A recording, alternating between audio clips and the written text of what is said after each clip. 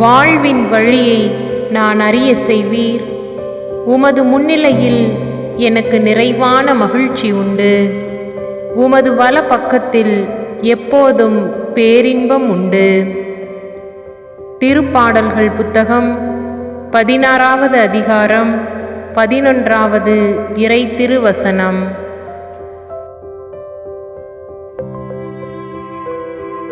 வாழ்வின் வழியை நான் அறிய செய்வீர்.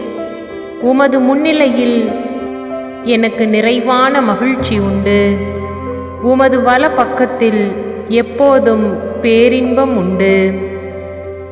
திருப்பாடல்கள் புத்தகம் 16வது அதிகாரம் 11வது இறை திருவசனம்.